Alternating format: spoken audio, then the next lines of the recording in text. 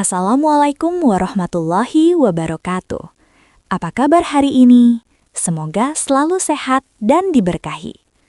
Sebelum ceritanya dimulai, jangan lupa like, subscribe, dan aktifkan lonceng notifikasi agar tidak ketinggalan cerita berikutnya. Tulis juga nama dan asal kota kalian di kolom komentar ya. Sekarang kita mulai ke ceritanya. Berlutut gembel, sepatu sampahmu mengotori lantai ini. Teriak Kenzi sambil menginjak sepatu kumal Nara di depan para sosialita. Tiba-tiba, sang maestro Galang Mahendra bersujud di depan kaki Nara sambil memegangi sepatu butut itu dengan tangan gemetar. Ampuni saya Tuan, ini adalah mahakarya paling suci di dunia. Jauh sebelum malam yang menggemparkan di Hotel Mulia itu, SMA Nusantara Elit sudah memiliki hukum rimba yang tak tertulis. Di sekolah yang terletak di jantung Jakarta Selatan ini, prestasi akademik tidak ada harganya jika dibandingkan dengan saldo rekening orang tua. Gedung sekolah yang megah dengan fasilitas kelas dunia itu bukanlah tempat untuk belajar, melainkan panggung pamer kekuasaan bagi para pewaris tahta bisnis di Indonesia.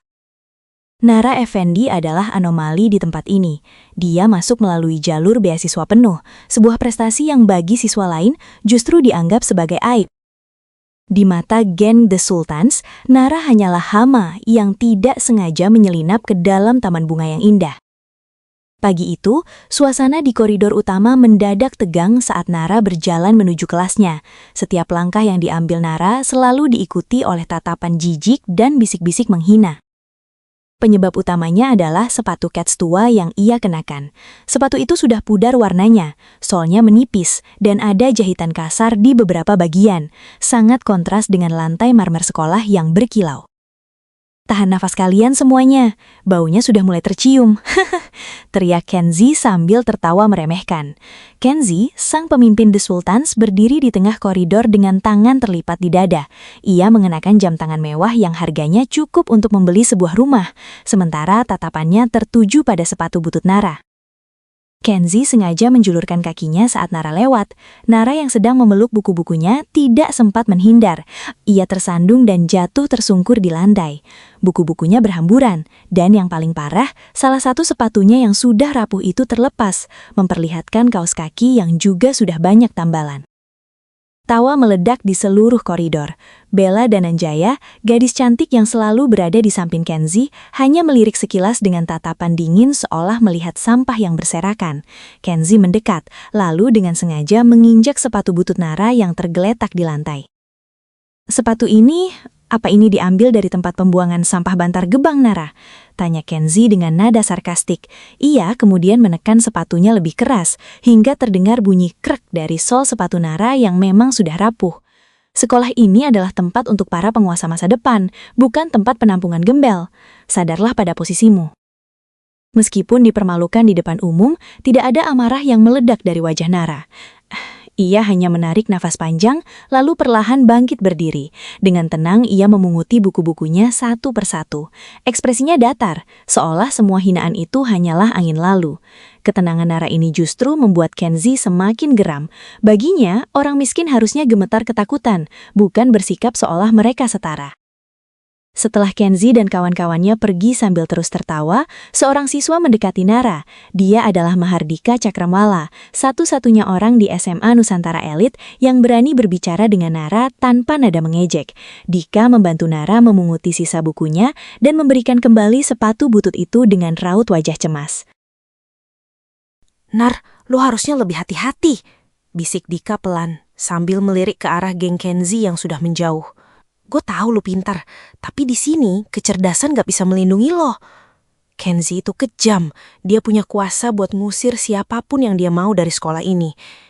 Jangan terlalu menonjol, atau lo bakal benar-benar habis di tangannya."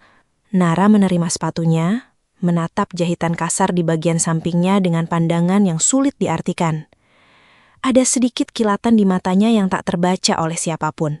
"Gue di sini cuma buat belajar, Dika," jawab Nara singkat sambil memasang kembali sepatunya yang rusak. "Selama mereka nggak melewati batas, gue nggak akan peduli." Mahardika hanya bisa menghela nafas panjang. Ia tahu betul bahwa di skala ini, batas yang dimaksud Nara adalah sesuatu yang sangat mudah dilanggar oleh orang-orang seperti Kenzi. Yang tidak diketahui oleh Mahardika dan seluruh penghuni SMA Nusantara Elit adalah bahwa sepatu butut yang saat ini menjadi bahan tertawaan itu menyimpan rahasia besar, yang suatu saat nanti akan membuat mereka semua bersujud di kaki sang siswa beasiswa. Namun untuk saat ini, Nara Effendi tetaplah sang kasta terendah.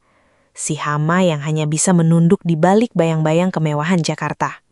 Harapan adalah hal yang berbahaya bagi seseorang yang tidak memiliki apa-apa. Bagi Nara Effendi, harapan itu memiliki nama, Bella Dananjaya. Selama berbulan-bulan di SMA Nusantara Elit, hanya Bella yang bersikap manis kepadanya.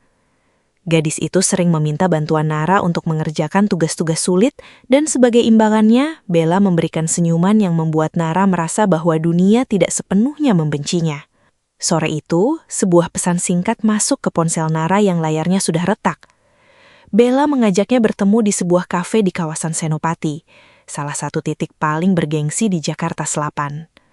Nara merasa jantungnya berdegup lebih kencang. Ia segera membongkar tabungan kecilnya yang ia simpan di dalam kaleng biskuit bekas. Uang itu rencananya akan ia gunakan untuk memperbaiki sol sepatunya yang makin menipis. Namun Nara memutuskan untuk membelikan sesuatu yang istimewa bagi Bella. Sebuah bros kecil berbentuk bunga lili, sederhana namun indah, yang ia bungkus dengan kertas kado seadanya. Nara menempuh jalan jauh dengan bus umum, lalu berjalan kaki cukup jauh menuju kafe tersebut. Saat ia tiba di depan gedung kaca yang megah dengan deretan mobil sport terparkir di depannya, Nara sempat ragu. Ia menunduk melihat sepatu bututnya yang terlihat makin menyedihkan di atas trotoar Senopati yang bersih. Namun mengingat senyum Bella, ia memberanikan diri melangkah masuk. Suasana kafe itu sangat tenang dan elegan, dengan aroma kopi mahal yang tercium di udara. Nara menemukan Bella duduk di pojok ruangan, terlihat sangat cantik dengan gaun desainer yang membalut tubuhnya. Namun ada yang aneh, Bella tidak menatapnya dengan senyum hangat seperti biasanya. Di matanya hanya ada tatapan kosong yang dingin. Nara duduk dengan canggung, meletakkan kado kecilnya di atas meja. Belum sempat Nara mengucap salam, Bella mendorong kado itu menjauh olah-olah itu adalah benda beracun. "Nar, kita harus bicara jujur hari ini." Suara Bella terdengar tajam, sangat berbeda dengan nada lembut yang biasa ia gunakan saat meminta bantuan tugas. "Jangan pernah berpikir bahwa bantuanmu selama ini membuat kita berada di level yang sama. Kamu tahu kenapa aku mengajakmu ke sini? Karena aku ingin kamu melihat kenyataan." Nara terdiam, tangannya masih menyentuh pinggiran meja. Sebelum ia bisa merespons, suara tawa yang sangat ia kenali dari arah belakang. Kenzi Hutama muncul dari balik pilar besar, diikuti oleh beberapa anggota geng The Sultans lainnya. Kenzi langsung menarik kursi di samping Bella dan dengan santai merangkul bahu gadis itu. Gimana Bella? Gembel ini beneran datang? Tanya Kenzi sambil menyeringai lebar. Ia menatap Nara dengan pandangan merendahkan, lalu melirik bros murah yang tergeletak di meja. Bunga lili? Serius, ini harganya bahkan gak cukup buat bayar parkir mobil gue di sini, Nar. Tawa Bella tertawa kecil. Tawa yang menusuk jantung Nara lebih dalam daripada hinaan Kenzi. Gadis itu menyandarkan kepalanya di bahu Kenzi dan menatap Nara dengan jijik. "Maaf ya Nara, aku harus berterima kasih karena kecerdasanmu membuat nilaiku tetap sempurna. Tapi jujur saja, setiap kali duduk di sampingmu di perpustakaan, aku harus menahan nafas karena bau sepatu sampahmu itu sangat mengganggu," ucap Bella tanpa belas kasihan. "Sekarang aku sudah punya Kenzi. Kami memiliki status sosial yang sama, dunia yang sama. Sedangkan kamu cuma alat, Nara. Sebuah alat yang sekarang sudah tidak berguna lagi."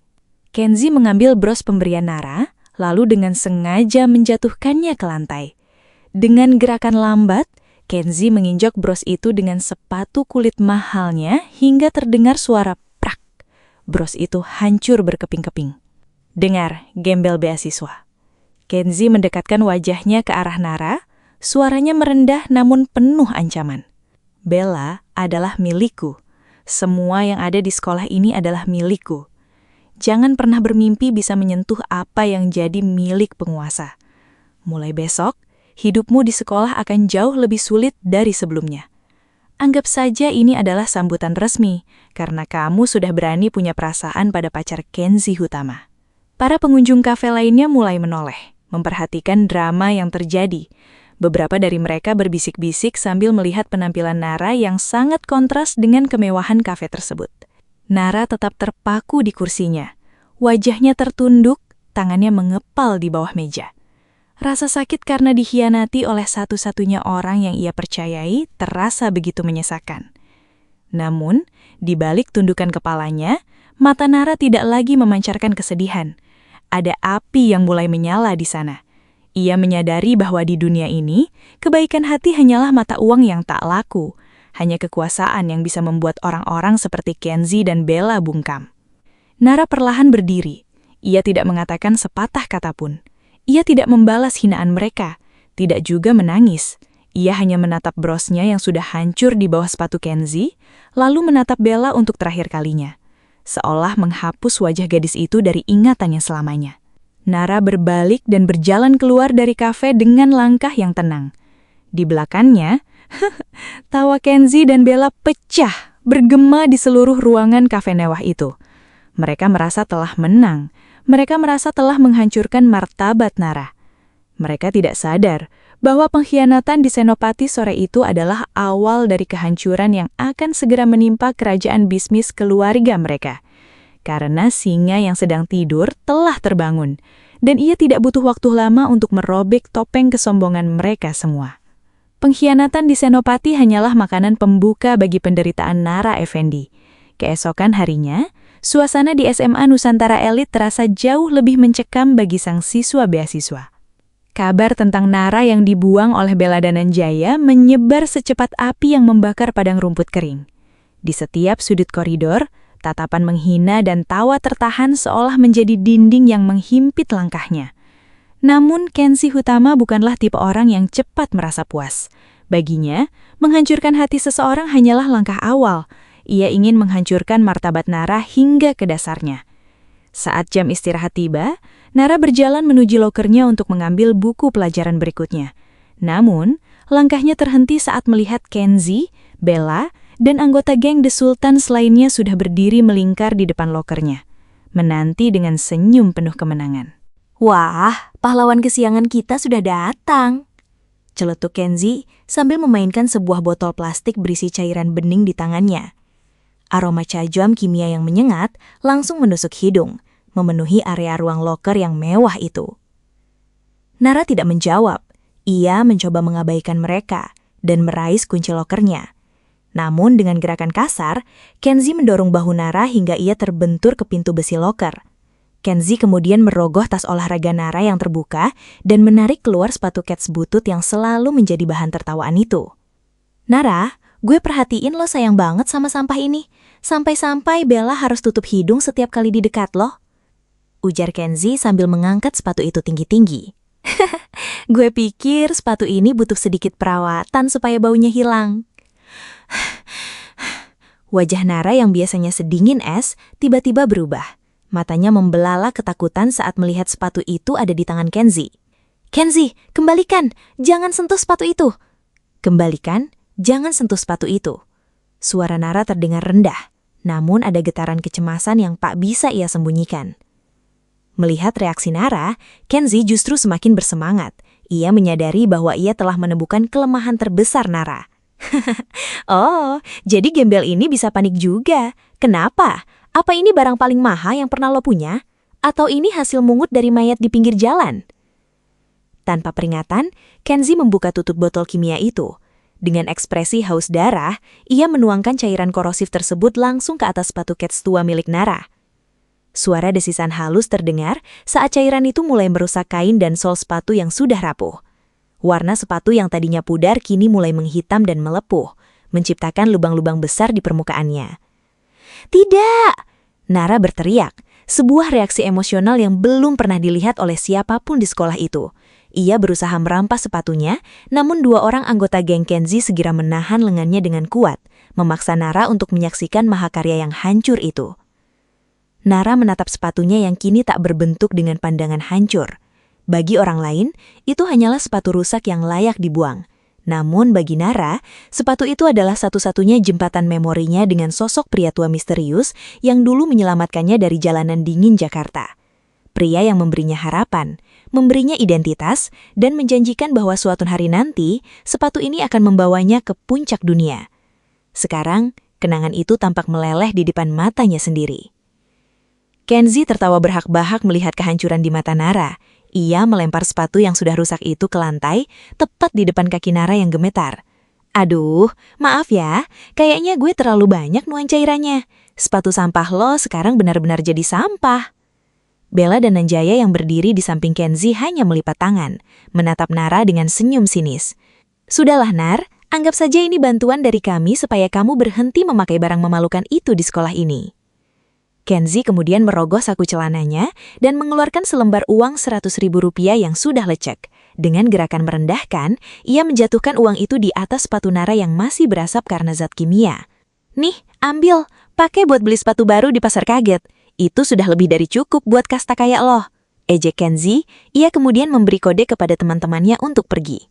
Ayo cabut, bau bahan kimia ini bikin pusing. Biarkan si gembel ini meratapi nasibnya. Geng The Sultans pergi sambil bersorak kemenangan meninggalkan Nara sendirian di koridor yang sunyi. Nara perlahan berlutut, tangannya yang gemetar menyentuh sisa-sisa sepatunya yang masih terasa panas. Ia tidak menangis, namun rahangnya mengatup rapat hingga urat-urat di lehernya menonjol. Nara tidak peduli dengan uang 100.000 yang ada di depannya.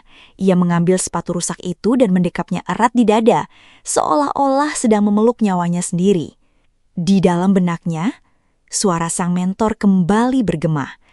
Jangan pernah biarkan mereka melihatmu menyerah, Nara. Karena saat dunia menganggapmu tidak berharga, itulah saat kekuatan aslimu sedang diuji. Kenzi Hutama baru saja melakukan kesalahan terbesar dalam hidupnya. Ia tidak hanya merusak sepasang sepatu, ia baru saja menghancurkan satu-satunya hal yang menahan amarah Nara selama ini. Singa yang terluka itu kini telah kehilangan alasan untuk bersikap sabar. Dan saat Nara berdiri kembali, tatapan matanya bukan lagi tatapan seorang siswa beasiswa yang tertindas, melainkan tatapan seorang predator yang siap meruntuhkan seluruh kejayaan keluarga Hutama hingga ke akar-akarnya. Rencana keji Kenzi Hutama tidak berhenti hanya dengan merusak kenangan paling berharga milik Nara Effendi. Baginya, melihat Nara mendekap sepatu rusaknya di koridor sekolah belum cukup untuk memuaskan rasa haus akan kekuasaan. Kenzi menginginkan kehancuran total, sebuah situasi di mana Nara tidak hanya kehilangan martabat, tapi juga masa depannya. 2 hari setelah insiden di ruang loker, suasana SMA Nusantara Elit mendadak gempar, bukan karena prestasi akademik, melainkan sebuah tuduhan pencurian yang diarahkan langsung kepada sang siswa beasiswa. Di tengah kantin yang sedang ramai, Kenzi menghentikan langkah Nara dengan wajah yang dibuat-buat panik, sementara tangannya memegang sebuah kotak jam tangan mewah yang terbuka. "Nara, berhenti di situ!" teriak Kenzi, menarik perhatian seluruh siswa. "Gue baru sadar jam tangan Richard Mille koreksi terbatas milik gue hilang dari tas olahraga kemarin setelah lo mondar-mandir di ruang loker kemarin. Dan lihat apa yang gue temukan di bawah meja belajar lo." Kenzi menunjukkan jam tangan dengan kaca yang sudah retak 1000. Benda itu terlihat seperti baru saja dihantam benda tumpul dengan sengaja. Bella dan Nanjaya yang berdiri di samping Kenzi menutup mulutnya dengan ekspresi terkejut yang dibuat-buat, menambah bumbu drama di depan mata para siswa lainnya. "Ya ampun Nara, aku nggak nyangka kamu seputus asa itu setelah kita putus hubungan," ujar Bella dengan nada kecewa yang palsu.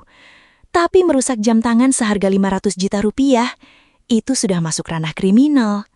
Nara menatap jam tangan rusak itu dengan pandangan datar. Ia tahu betul ini adalah jebakan. Ia bahkan tidak pernah menyentuh meja belajar Kenzi, apalagi mencuri barang semahal itu. Namun di sekolah ini, suara orang miskin hanyalah bisikan di tengah badai. Tanpa bukti CCTV yang entah mengapa mendadak rusak di area tersebut, Nara berada di posisi yang sangat terpojok. Kenzi maju selangkah menatap Nara dengan seringai kemenangan. "Nara, 500 juta.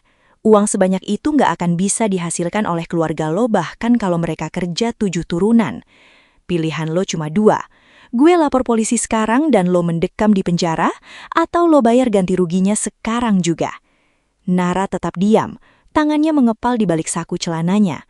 Ia tahu, beasiswanya akan segera dicabut jika kasus ini sampai ke telinga kepala sekolah atau kepolisian. Kenzi sudah merencanakan segalanya dengan sangat rapi untuk mengunci ruang gerak Nara. Namun, di tengah tekanan itu, Kenzi mengeluarkan selembar dokumen dari tasnya. Tapi karena gue masih punya hati, gue kasih lo jalan keluar. Perusahaan keluarga gue, Hutama Group, bakal mengadakan acara gala Jakarta Fashion Evolution di Grand Indonesia minggu depan. Gue butuh pelayan tambahan untuk ngurus hal-hal kotor di sana. Kenzi menyodorkan dokumen itu ke dada Nara. Tanda tangani kontrak kerja paksa ini. Lo kerja sebagai pelayan rendahan di acara itu, dan gue bakal anggap utang 500 juta lo lunas. Tapi ingat, kalau lo menolak atau berbuat ulah, gue pastikan surat pemecatan beasiswa lo keluar hari ini juga. Mahardika Cakrawala yang melihat kejadian itu dari jauh, berusaha ingin maju membela. Namun, Nara memberikan kode lewat tatapan mata agar Dika tetap diam. Nara tahu, jika Dika ikut campur, sahabatnya itu juga akan menjadi sasaran empuk keluarga Hutama yang berkuasa. Dengan perlahan, Nara mengambil pulpen dari saku bajunya. Ia menatap lembaran kertas itu, sebuah kontrak yang dirancang untuk mempermalukannya di hadapan seluruh elit Jakarta. Di acara gala internasional nanti, ia akan dipaksa mengenakan seragam pelayan lusuh dan melayani orang-orang yang selama ini menghinanya. Kenapa, Nara? Takut? Tantang Kenzi dengan tawa mengejek. Atau lo baru sadar kalau harga diri lo ternyata lebih murah daripada jam tangan gue yang rusak ini? Tanpa sepatah kata pun, Nara membubuhkan tanda tangannya di atas materai. Ia menyerahkan kembali dokumen itu kepada Kenzi. Tidak ada ketakutan di wajah Nara. Hanya ada ketenangan yang mencekam. Sebuah ketenangan sebelum badai besar menghantam. Gue akan datang, ucap Nara singkat. Suaranya rendah namun penuh penekanan. Kenzi merampas kertas itu dan tertawa puas. Ia merasa telah berhasil merantai Nara menjadi budaknya. Ia membayangkan betapa menyenangkannya melihat si jenius beasiswa itu menuangkan champagne untuknya sambil berlutut di Grand Indonesia nanti. Siapkan mental lo gembel, karena di acara itu nanti, gue bakal tunjukin ke seluruh dunia di mana tempat sampah yang sebenarnya. Bisik Kenzi tepat di telinga Nara sebelum melenggang pergi bersama gengnya. Setelah kerumunan itu bubar, Nara berdiri sendirian di tengah kantin. Ia menatap ke arah luar jendela, ke arah gedung-gedung pencakar langit Jakarta. Kenzi tidak menyadari bahwa dengan memaksanya hadir di acara Jakarta Fashion Evolution, dia justru telah membukakan pintu gerbang bagi Nara untuk merebut kembali tahtanya. Nara tahu bahwa di acara tersebut banyak tokoh fashion dunia yang akan hadir, termasuk orang-orang yang selama ini mencari keberadaannya. Kontrak kerja paksa itu bukan lagi beban bagi Nara, melainkan sebuah tiket emas untuk melakukan pembalasan yang paling elegan. Sambil melangkah pergi, Nara menyentuh saku celananya, tempat di mana ia menyimpan sisa kain dari sepatu butunya yang telah dirusak. Ia berbisik dalam hati bahwa utang 500 juta itu adalah harga yang sangat murah untuk kehancuran total kerajaan Hutama yang akan ia mulai dari atas panggung Grand Indonesia. Permainan baru saja dimulai, dan kali ini sang pelayanlah yang akan menentukan siapa yang harus bersujud di akhir cerita. Malam itu, Grand Indonesia Ballroom berubah menjadi pusat gravitasi kemewahan Jakarta. Lampu kristal raksasa yang menggantung di langit-langit memantulkan cahaya pada deretan gaun haute couture dan setelan jas seharga ratusan juta rupiah. Aroma parfum mahal bercampur dengan bau champagne yang mengalir tanpa henti. Di tengah kerumunan para taipan dan sosialita, Nara Effendi berdiri kaku. Namun malam ini, ia bukan siswa jenius dari SMA Nusantara Elit, melainkan pelayan nomor 42. Seragam pelayan yang diberikan padanya terasa kasar dan kekecilan, sengaja dipilih oleh Kenzi untuk menunjukkan betapa rendahnya kasta Nara di dunia ini. Sambil membawa nampan perak berisi gelas-gelas kristal, Nara bergerak dengan tenang di antara para tamu, mengabaikan tatapan merendahkan dari orang-orang yang mengenali wajahnya sebagai si gembel beasiswa viral yang berlari. "Pelayan, sini!" Sebuah suara melengking yang sangat ia kenal memecah konsentrasi Nara. Bella dan Anjaya berdiri di sana, membalut tubuhnya dengan gaun merah menyala yang berkilau. Di sampingnya, Kenzi Hutama tampak pongah dengan setelan jas bludru, menggenggam cerutu yang belum dinyalakan. Saat Nara mendekat untuk menawarkan minuman, Kenzi sengaja menjulurkan kaki panjangnya tepat saat Nara melangkah.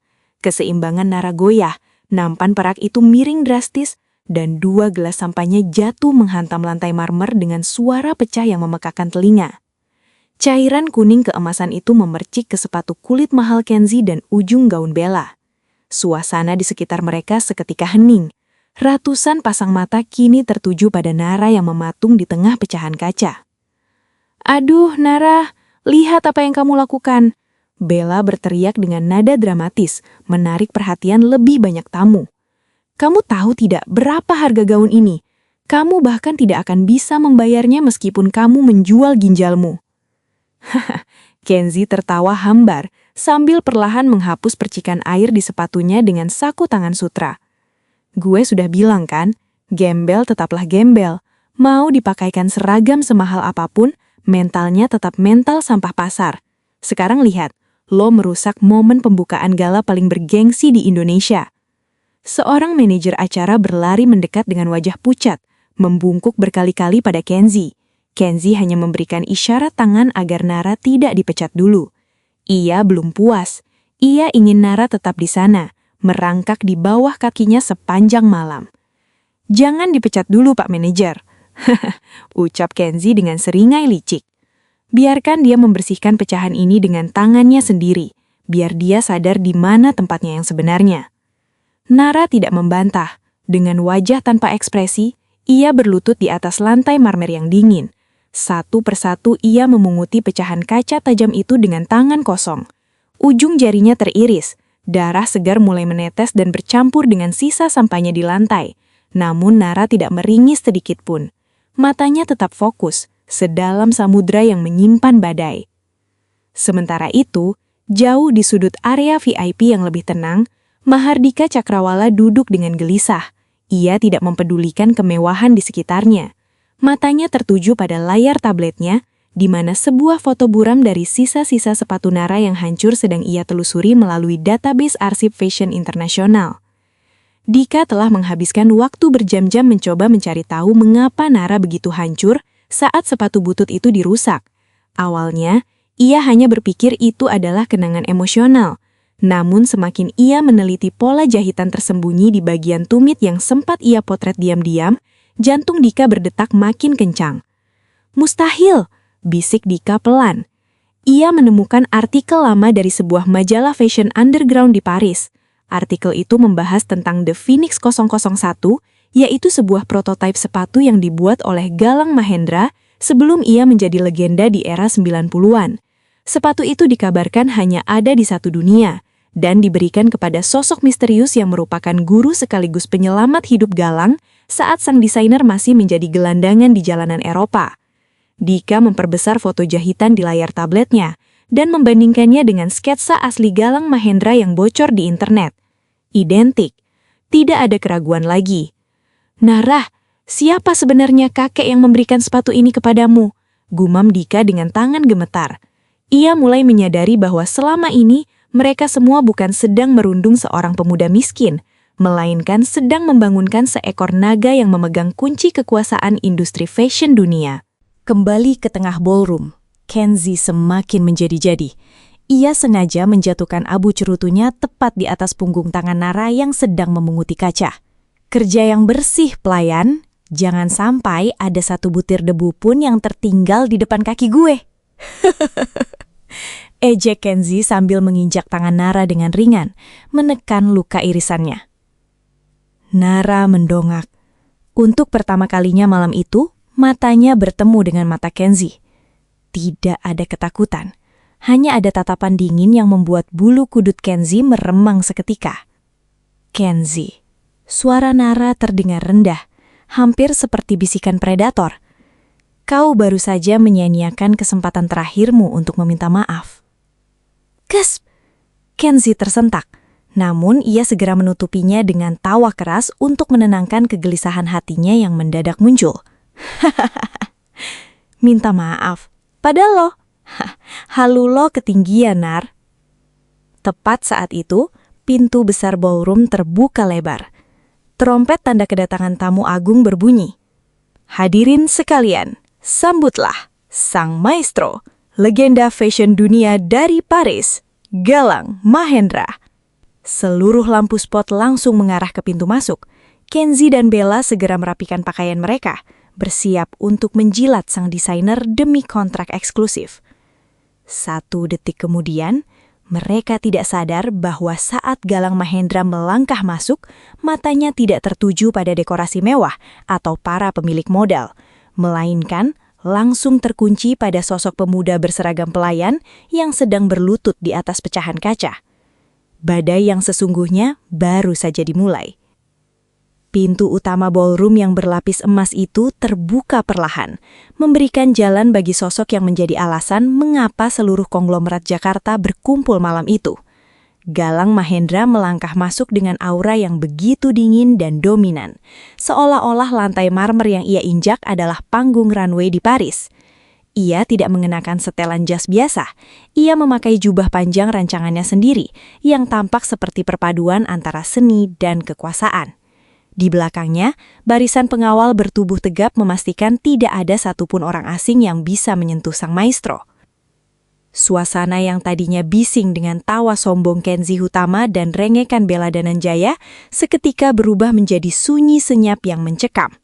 Rasa kagum dan takut bercampur menjadi satu. Galang Mahendra bukan sekedar desainer, ia adalah penentu kasta di dunia fashion. Satu kata darinya bisa membuat sebuah perusahaan tekstil berjaya, atau sebaliknya, hancur dalam semalam. Melihat sang maestro datang, wajah Kenzi yang tadinya penuh kebencian terhadap Nara mendadak berubah menjadi ramah yang menjijikan. Ia segera memberi isyarat kepada manajer acara untuk mengabaikan Nara sejenak. Kenzi merapikan jas beludurnya, lalu dengan langkah yang dibuat seanggun mungkin, ia menghampiri Galang Mahendra bersama ayahnya, Surya Hutama, Direktur Utama Hutama Group.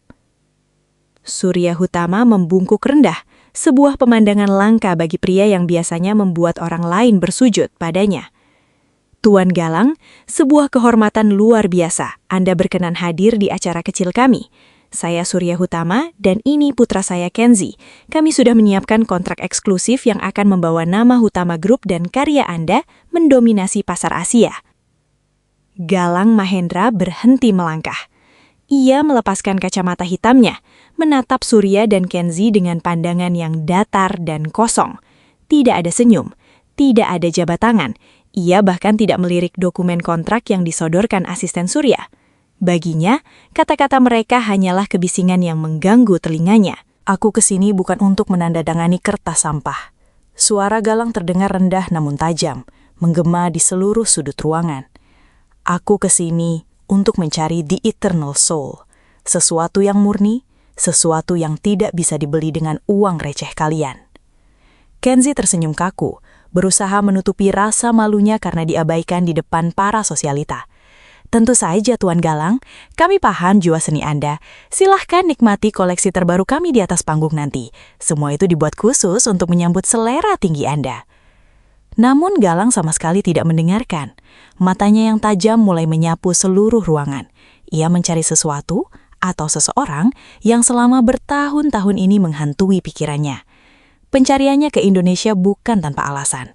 Ia mengikuti sebuah bisikan rahasia, sebuah jejak yang ditinggalkan oleh mentornya yang hilang. Ia mencari sosok yang memegang kunci dari mahakarya terakhir yang pernah ia lihat 1 dekade lalu. Sementara itu, di lantai yang dingin, Nara Effendi masih berlutut. Tangannya yang berdarah masih memegangi sisa pecahan gelas champagne. Ia tidak berani mendongak, bukan karena takut pada Galang, melainkan karena ia tidak ingin identitasnya terungkap di saat yang salah. Nara mencoba menarik diri, merangkak perlahan ke dalam bayangan agar tidak terlihat oleh kilatan lampu kamera yang kini fokus pada Galang. Bella Dananjaya, yang merasa kesempatannya untuk pamer sedang terancam oleh kehadiran Nara yang merusak pemandangan, berbisik ketus pada Kenzi. Aku kesini bukan untuk menandatangani kertas sampah. Suara Galang terdengar rendah namun tajam, menggema di seluruh sudut ruangan. Aku kesini untuk mencari the eternal soul, sesuatu yang murni, sesuatu yang tidak bisa dibeli dengan uang receh kalian. Kenzi tersenyum kaku, berusaha menutupi rasa malunya karena diabaikan di depan para sosialita. Tentu saja Tuan Galang, kami paham jiwa seni Anda. Silahkan nikmati koleksi terbaru kami di atas panggung nanti. Semua itu dibuat khusus untuk menyambut selera tinggi Anda. Namun Galang sama sekali tidak mendengarkan. Matanya yang tajam mulai menyapu seluruh ruangan. Ia mencari sesuatu atau seseorang yang selama bertahun-tahun ini menghantui pikirannya. Pencariannya ke Indonesia bukan tanpa alasan. Ia mengikuti sebuah bisikan rahasia, sebuah jejak yang ditinggalkan oleh mentornya yang hilang. Ia mencari sosok yang memegang kunci dari mahakarya terakhir yang pernah ia lihat 1 dekade lalu. Sementara itu, di lantai yang dingin, Nara Effendi masih berlutut. Tangannya yang berdarah masih memegangi sisa pecahan gelas champagne. Ia tidak berani mendongak, bukan karena takut pada Galang, melainkan karena ia tidak ingin identitasnya terungkap di saat yang salah. Nara mencoba menarik diri, merangkak perlahan ke dalam bayangan agar tidak terlihat oleh kilatan lampu kamera yang kini fokus pada Galang. Bella Dananjaya, yang merasa kesempatannya untuk pamer sedang terancam oleh kehadiran Nara yang merusak pemandangan, berbisik ketus pada Kenzi. Kenzi, singkirkan pelayan sialan itu sekarang. Kalau Tuan Galang melihat ada sampah berdarah di lantai, dia bisa muak dan meninggalkan acara ini. Kenzi mengangguk setuju. Dengan langkah kasar, ia mendekati Nara dan menendang pelan bahu Nara untuk memaksanya berdiri. "Heh, gembel, cepat pergi dari sini. Jangan rusak pemandangan Tuan Galang dengan wajah malangmu itu." Nara terhuyung, namun ia tetap bungkam. Saat ia berdiri dengan susah payah, kain lusuh yang membungkus sesuatu di saku seragamnya sedikit menyembul keluar. Itu adalah sisa potongan bahan dari sepatu kets bututnya yang telah dihancurkan Kenzi. Pada saat yang bersamaan, Galang Mahendra yang sedang dikerumuni para petinggi perusahaan mendadak berhenti bernafas selama 1 detik. Indera penciumannya yang tajam dan insting seninya menangkap sesuatu. Di tengah wangi parfum mahal yang memuakkan di ruangan itu, ia mencium aroma yang sangat ia kenal, aroma kulit tua dan zat pengawet langka yang hanya digunakan dalam satu jenis pembuatan alas kaki di dunia ini. Galang memutar tubuhnya dengan cepat, mengabaikan pidato sambutan surya utama yang sedang menggebu-gebu. Matanya menyipit, menembus kerumunan orang hingga pandangannya jatuh pada seorang pelayan yang sedang didorong-dorong oleh Kenzi menuju pintu keluar darurat. Langkah kaki Galang yang tadinya tenang, kini berubah menjadi cepat dan tidak sabar. Ia menerobos kerumunan sosialita itu tanpa permisi. Surya Utama dan Kenzi yang bingung segera mengikuti dari belakang, mengira Galang ingin memarahi pelayan itu sendiri karena dianggap mengganggu kenyamanan. "Tuan Galang, maafkan kami, pelayan itu memang sangat tidak kompeten. Saya akan pastikan dia dihukum setelah ini," teriak Kenzi sambil mempercepat langkahnya ingin menunjukkan bahwa ia adalah tuan rumah yang tegas. Namun, Galang tidak berhenti. Jantungnya berdekup kencang. Semakin ia mendekat ke arah pelayan itu, semakin jelas ia melihat sebuah detail kecil di tangan pelayan tersebut. Sebuah pola bekas jahitan yang unik di pergelangan tangan dan kilatan mata yang meski tertutup rambut yang berantakan, memiliki ketajaman yang hanya dimiliki oleh keturunan 1 orang di dunia ini. Kenzi yang ingin cari muka meraih kerah baju Nara dan berniat memukulnya di hadapan Galang. "Berhenti lo, sampah, berlutut dan minta maaf pada Tuan Galang karena kehadiran lo menodai acara ini." Kenzi bersiap mengayunkan tangannya, namun sebelum kepalan tangannya mengenai wajah Nara, sebuah tangan dengan kekuatan luar biasa mencengkram pergelangan tangan Kenzi hingga terdengar suara retakan halus. Kenzi memekik kesakitan dan menoleh, hanya untuk mendapati Galang Mahendra menatapnya dengan pandangan yang bisa membunuh siapapun. Galang tidak menatap Kenzi dengan amarah, melainkan dengan kejijikan yang mendalam. "Kau?" Galang berbicara dengan suara yang bergetar karena emosi yang tertahan. "Beraninya tangan kotormu menyentuh dia." Seluruh ballroom terdiam. Kenzi ternganga, Bella mematung, dan Surya Utama hampir menjatuhkan gelas minumannya. Mereka semua menunggu Galang meledak dalam amarah kepada si pelayan. Namun, apa yang terjadi selanjutnya adalah sesuatu yang akan mengubah sejarah hidup mereka selamanya. Mata Galang Mahendra berkaca-kaca saat ia perlahan melepaskan cengkramannya pada Kenzi dan pandangannya kini terkunci sepenuhnya pada sosok pemuda berseragam pelayan yang berdiri di depannya. Sosok inspirasi yang ia cari selama ini ternyata ada di bawah kaki orang-orang picik ini. Atmosfer di ballroom Grand Indonesia yang tadinya semarak, kini mendadak membeku seolah waktu berhenti berputar. Ratusan pasang mata tertuju pada satu titik, Galang Mahendra. Sang maestro yang biasanya tidak tersentuh, kini sedang mencengkram tangan Kenzi dengan tatapan yang sanggup menguliti siapapun. Kenzi yang tadinya pongah, kini gemetar hebat. Ia mencoba melepaskan tangannya, namun kekuatan Galang seolah-olah mengunci seluruh sendinya. Di sisi lain, Surya Hutama hanya bisa mematung dengan wajah pucat pasi. Ia ingin membela anaknya, namun ia tahu bahwa satu langkah salah di depan Galang Mahendra berarti kiamat bagi bisnis keluarganya. Galang melepaskan tangan Kenzi dengan sentakan kasar, seolah-olah ia baru saja menyentuh sampah yang menjijikan. Namun tatapan Galang tidak lagi tertuju pada Kenzi. Pandangannya jatuh ke lantai marmer, ke arah sebuah benda yang terlempar saat Nara terjatuh tadi. Sebuah sepatu kets tua, usang, dengan jahitan yang sudah mulai terlepas dan noda bahan kimia yang merusak permukaannya. Bagi semua orang di ruangan itu, benda itu adalah sampah yang menodai kemewahan Gala.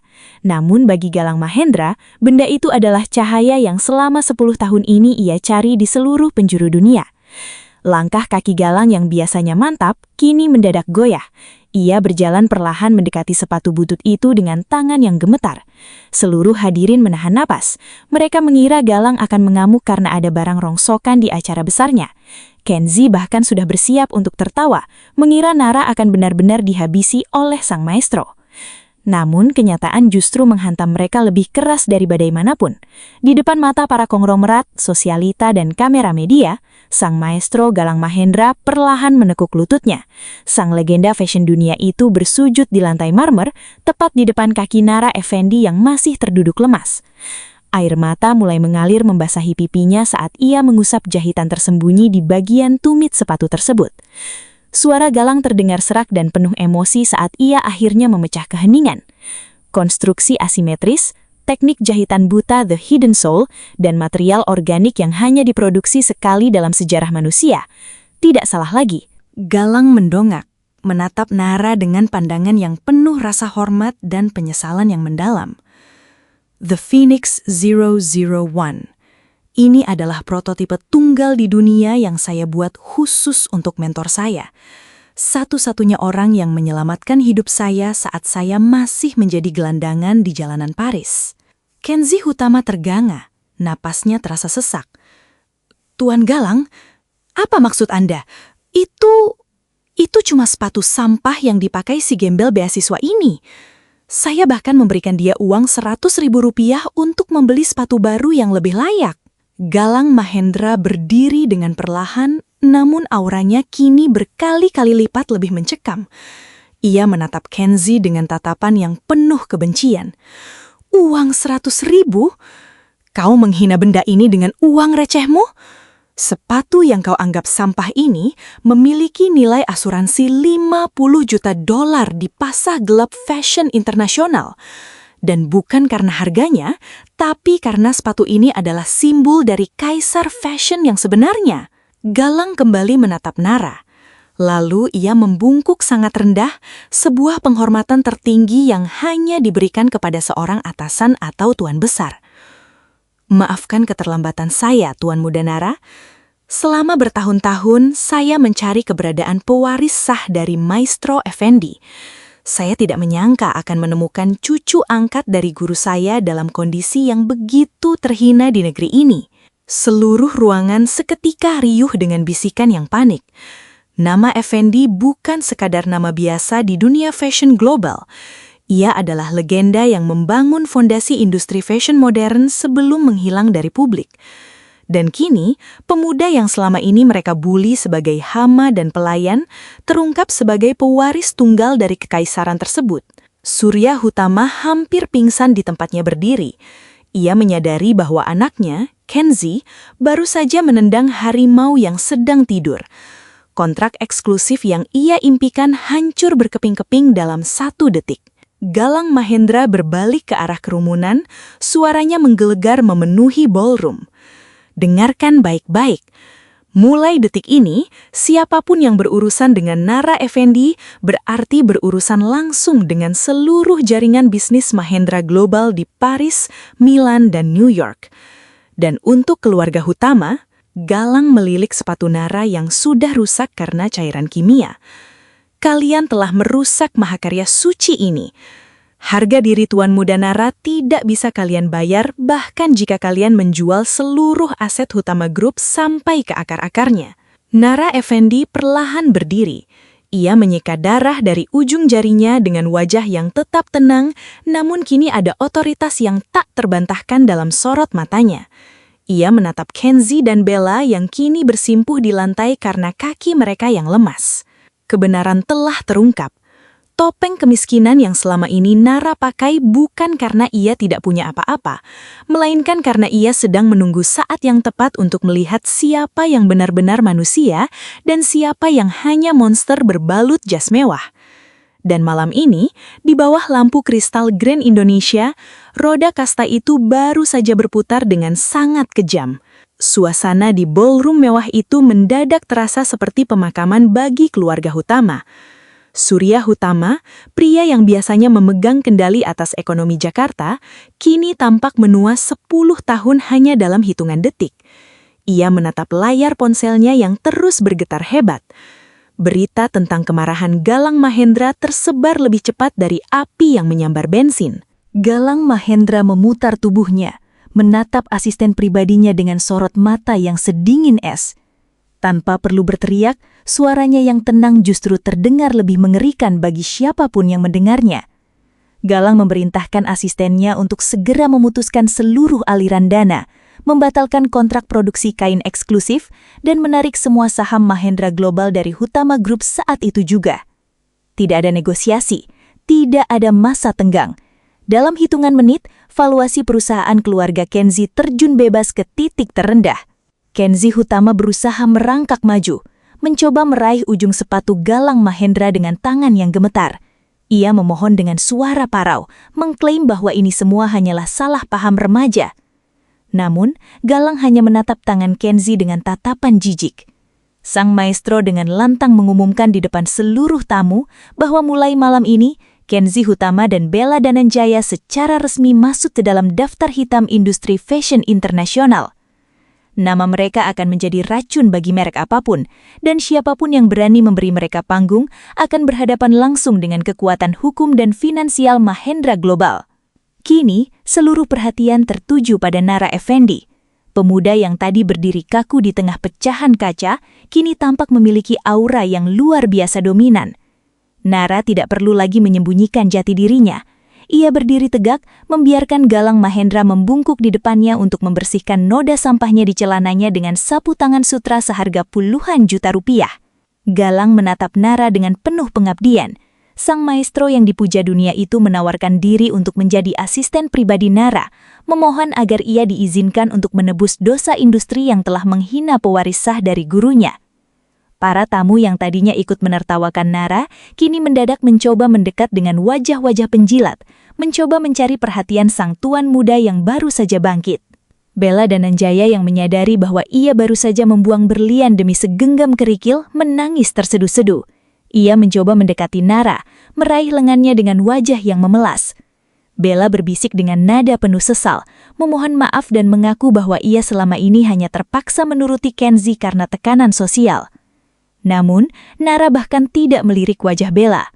Nara perlahan mengambil sepatu kets bututnya yang sudah rusak parah dari tangan Galang. Sepatu yang tadinya dianggap sampah oleh Bella, kini ia sodorkan ke tangan gadis itu. Nara menatap Bella dengan pandangan yang kosong, sebuah tatapan yang jauh lebih menyakitkan daripada kemarahan. Nara berbisik pelan bahwa sepatu rusak itu adalah simbol dari cinta dan pengorbanannya yang telah mati. Ia memberikan sisa-sisa sepatu itu sebagai kenangan-kenangan terakhir, agar Bella selalu ingat di titik mana ia telah menghancurkan masa depannya sendiri demi kesombongan yang palsu. Di luar hotel, deretan limusin hitam telah berbaris rapi di bawah guyuran hujan Jakarta yang tiba-tiba turun. Pengawal pribadi yang sebelumnya hanya bersembunyi di bayang-bayang, kini membuka pintu mobil untuk Nara. Mahardika Cakrawala, satu-satunya teman yang tetap setia pada Nara, hanya bisa menatap dari kejauhan dengan senyum tipis menyadari bahwa sahabatnya kini telah kembali ke kasta yang seharusnya. Nara melangkah masuk ke dalam mobil mewah itu tanpa menoleh sedikit pun ke belakang. Dari balik kaca mobil yang gelap, ia melihat Kenzi yang sedang dihajar oleh ayahnya sendiri di tengah ballroom, dan Bella yang tersimpu di lantai sambil memeluk sepatu butut yang sudah hancur. Kerajaan Hutama runtuh dalam satu malam, menyisakan puing-puing kehancuran sosial dan finansial yang tidak akan pernah bisa pulih. Mobil limusin itu pun melaju tenang membelah jalanan Jakarta, meninggalkan kemewahan palsu Grand Indonesia. Siswa beasiswa yang dihina itu kini telah pergi sebagai kaisar yang baru saja merebut kembali tahtanya. Malam itu, Jakarta belajar satu hal penting. Jangan pernah menilai kekuatan seseorang hanya dari sepatu yang ia kenakan. Karena di balik penampilan yang paling sederhana, mungkin tersimpan kekuasaan yang bisa meruntuhkan sebuah dunia.